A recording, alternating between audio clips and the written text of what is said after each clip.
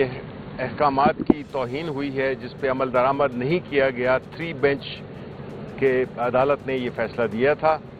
تو میں صرف اتنا کہوں گا کہ یہ جو اس فیصلے کو نہ مان کر اس پہ عمل درآمد نہ کر کے ہماری بے عزتی نہیں ہوئی ہے, خان صاحب کی بے عزتی نہیں ہوئی ہے.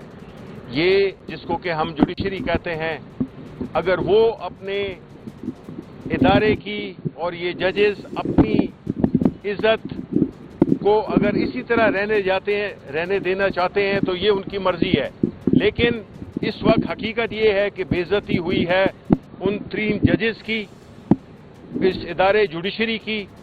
تو انہوں نے اپنے ادارے کی ساکھ کو, اپنے ادارے کی عزت کو بچانا یہ انہی ججز کا کام ہے, یہ ہمارا کام نہیں ہے.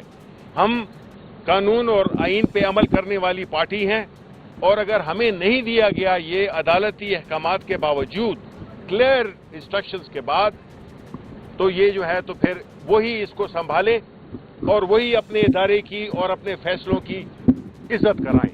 شکریہ. بسم اللہ الرحمن الرحیم. ماہ رمضان ہے اور سب روزے سے ہیں. دیکھیں, جس ملک کے اندر ناامنی کی آگ پورے ملک کو تباہ و برباد کرنے چلی ہو, جہاں پر پاکستان تباہ و برباد ہو رہا ہو, پاکستان کے نعوذ باللہ من ذالک ٹوٹنے کی باتیں ہو رہی ہیں, پاکستان کے ٹکڑے ٹکڑے ہونے کی باتیں ہو رہی ہیں, اور ہم دیکھتے ہیں کہ یہاں کیا کھیل کھیلا جا رہا ہے. کورٹ فیصلہ کرتی ہے, لارجر بنچ فیصلہ کرتا ہے کہ جائیں ملاقات کرائیں, وہاں پر یہ کیا آتے ہیں, یقین دہانی کرا کے آتے ہیں, یہاں ملاقاتیں نہیں ہوتی. معلوم ہوتا ہے کہ اس وقت پاکستان کو جان بوجھ کر تباہ کیا جا رہا ہے. باقاعدہ پلان طریقے سے پاکستان کی تباہی و بربادی کی جا رہی ہے, اور یہ سمجھتے ہیں کہ اس طرح سے یہ پاکستان کو تباہ و برباد کریں گے تو یہ بچ جائیں گے. نہیں, یہ جو آگ انہوں نے جلائی ہے اس میں خود یہ بھی جلیں گے, یہ بھی کبھی نہیں بچ سکیں گے. اس لیے کہ مکافات عمل یہی کہتی ہے کہ جو کسی کے لیے گڑھا کھوتا ہے وہ اس میں گرتا ہے.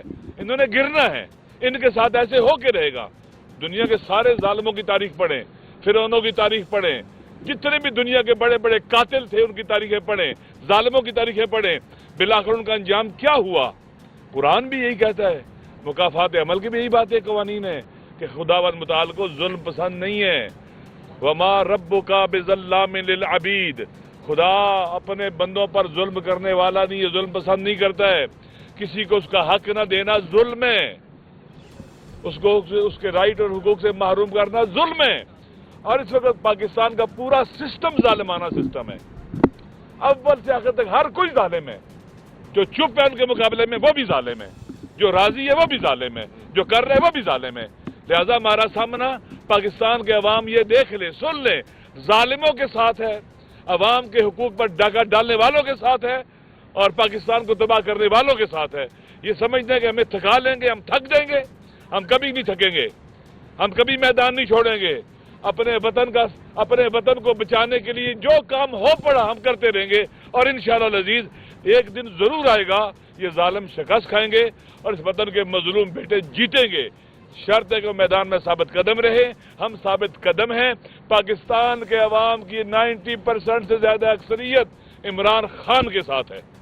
عمران خان پاکستان کی نجات کا ایک ذریعہ اس وقت, وہ پاکستان بچا سکتا ہے, وہ جا سکتا ہے بلوچستان کے لوگوں کو انگیج کر سکتا ہے, وہ ناامنی کے مقابلے میں رکاوٹیں دیوار کھڑی کر سکتا ہے, وہ لوگوں کو مطمئن کر سکتا ہے. یہ لوگ نہیں کر سکتے. ٹرسٹ ڈیفیسٹ ہے بہت زیادہ, عوام کا ان پر اعتماد ہی نہیں ہے, ان چوروں ڈاکوؤں پر. لہذا عمران خان کو بند رکھ کے تم سمجھتے ہو کہ تم جیت جاؤ گے, نہیں, تم بھی ہارو گے. تم پاکستان کو بھی ہرانا چاہتے ہو, پاکستان کو ختم کرنا چاہتے ہو.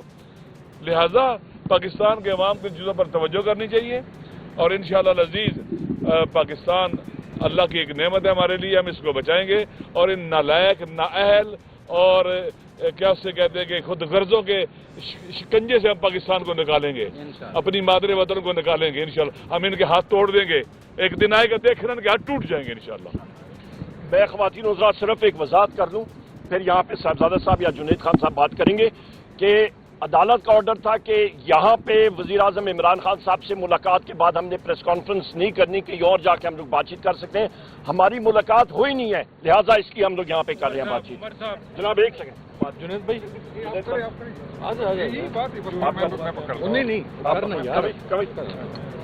بسم اللہ الرحمن الرحیم. آج آپ نے ایک دفعہ پھر دیکھا کہ جو طاقتور لوگ ہیں پاکستان کے، جو نہ پارلیمنٹ کو مانتے ہیں، نہ آئین کو مانتے ہیں، نہ قانون کو مانتے ہیں، اس نے ایک دفعہ پھر ثابت کیا کہ یہاں پر نہ آئین کی کوئی اہمیت ہے، نہ جج کے فیصلوں کی اہمیت ہے. اور ہماری بدقسمتی ہے اگر یہ فیصلہ کسی حوالدار کی طرف سے آتا تو یہ امپلیمنٹ ہوتا، لیکن ہمارے جو ہائی کورٹ کی جج صاحبان بار بار فیصلے دیتے ہیں. لیکن بدقسمتی یہ ہے کہ یہ لوگ سمجھ رہے ہیں کہ نہ ان کی فیصلوں کی کوئی اہمیت ہے اور نہ ان عدالتوں کی کوئی اہمیت ہے. تو اس سے جو نفرت ہے وہ مزید بڑھے گا، اس سے فاصلے ہیں وہ مزید بڑھیں گے. جس طرح مجھ سے پہلے راجہ صاحب نے بات کی ہے، تو نہ ہمارے حوصلے پست ہوں گے. انشاءاللہ تعالی جب بھی خان بلائے گا انشاءاللہ تعالی ہم آئیں گے، اور خان صاحب کے ساتھ پہلے بھی جڑے تھے، آج بھی جڑیں گے، اور پاکستانی عوام خان صاحب کے ساتھ جڑی ہوئی ہے. تو یہ جو عمل ہے، یہ جو فیصلے ہیں، یہ جو رویہ ہے، یہ فیڈریشن کے لیے، ریاست کے لیے، یہ اداروں کے لیے انتہائی خطرناک ہے. اور ان لوگوں کو یہ سمجھ نہیں آ رہی ہے کہ آپ کے اس عمل سے جو ہے پاکستان کو نقصان پہنچ رہا ہے. بسم اللہ الرحمن الرحیم. میں چونکہ تمام باتیں leader of the opposition, national assembly, senate, Raja Nasir Abbas صاحب، جنید اکبر صاحب کر چکے ہیں. میں نے صرف آج مبارکباد پیش کرنی تھی لارجر بینچ کے تینوں آنریبل ججز کو کہ مبارک ہو. جس طریقے سے آپ کی عزت افزائی آج اڈیالہ کے سٹاف نے، سپرنٹینڈنٹ نے اور ڈپٹی سپرنٹینڈنٹ نے کی ہے، امید ہے کہ بے عزتی کچھ آپ محسوس کریں گے. میں آپ کو، چونکہ ہم تو پارلیمنٹیرین ہیں، ہم تو کسی نہ کسی طریقے سے انشاءاللہ کسی نہ کسی کمیٹی میں بلا کے یہ حساب پورا کر ہی لیں گے. ہم تو نہیں جانے دیں گے اس معاملے کو. لیکن میں جو لارجر بینچ تھا اس کے تینوں ججز کو آج مبارکباد پیش کرتا ہوں. سرے بازار آپ کے فیصلے کی جو بے توقیری کی گئی ہے اور آپ کی جو بے عزتی کی گئی ہے، آپ میری طرف سے اس کے اوپر مبارکباد قبول کریں. مجھے امید ہے ہم کنٹمپٹ فائل کریں گے. اس کے فائل کرنے کے بعد شاید آپ اپنی عزت کروا سکیں، جس کے مجھے بہرحال آثار نظر نہیں آتے کہ ایک ہائی کورٹ کے لارجر بینچ سے ایک ملازم اڈیالہ جیل کا سپرنٹینڈنٹ، یا یہاں پر بیٹھا ہوا کرنل صاحب، یا یہاں پر بیٹھا ہوا ڈپٹی سپرنٹینڈنٹ صاحب، وہ جناب آپ سے زیادہ طاقتور ہے. یہ ریئلٹی ہے، ریٹن آن دا وال ہے، اور یہ وہ پاکستان ہے جس کے بارے میں موجودہ حکومت اور تمام لوگ کہتے ہیں کہ ڈیموکریسی جناب بڑی شد و مت کے ساتھ جا رہی ہے. بہت شکریہ جی. میں صرف بسم اللہ الرحمن الرحیم. مجھ سے پہلے تمام لیڈران بات کر چکے ہیں. میں دو گزارشات لیگل آپ کو بیان کرنا چاہتا ہوں کہ سب سے پہلے آج کے آرڈر کے جو میں دیکھ رہا تھا کہ آج کا آرڈر عدلیہ کے لیے ایک بہت بڑا سوال ہے کہ جیل اتھارٹی نے جس طریقے سے عدلیہ کا آرڈر آج لارجر بینچ کا نہیں مانا، یہ اب عدلیہ کی اپنی ساکھ کا مسئلہ ہے. عدلیہ کا جو آرڈر تھا وہ ہمارا کوارڈینیٹر مقرر ہوا، اس میں 6 لوگوں کے نام لائرز کے بھی دیے جو 2 دن پہلے ملے، ان میں بھی 2 نام انہوں نے روک لیے.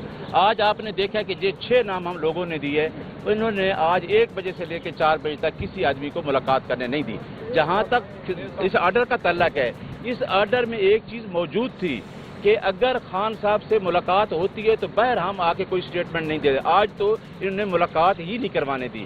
لہٰذا آج عدلیہ کو یہ سوچنا چاہیے، اس لارجر بینچ کو یہ سوچنا چاہیے کہ جیل اتھارٹی نے ان کے آرڈر کی سراسر جو وائیولیشن کی ہے، اس کے خلاف انشاءاللہ ہم کنٹمپٹ پروسیڈنگ میں جائیں گے جیل اتھارٹی سے، جنہوں نے باقاعدہ طور پہ کل عدالت کے اندر کمٹمنٹ کی تھی، ایگریمنٹ کیا تھا، اپنی کنسنٹ دی تھی کہ یہ دونوں جو ہیں لائرز کی میٹنگ، فیملی کی میٹنگ اور وکلاء کی میٹنگ ہم اس طریقے سے کروائیں گے. لیکن دونوں دفعہ انہوں نے آرڈرز کو وائلیٹ کیا. ہم آئین اور قانون کی بالادستی پہ یقین رکھنے والے ہیں، اور جو شخص اندر بیٹھا ہے جو ہمارا لیڈر ہے وہ آئین کی بالادستی اور قانون کی حکمرانی کی جنگ لڑ رہا ہے، اور وہی وہ شخص ہے جو پاکستان کو جوڑنے کی باتیں کرتا ہے. آج جو پاکستان کے حالات ہیں اس کے لیے عمران خان کا وجود اس اسٹیٹ کے لیے لازم اور ملزوم ہے.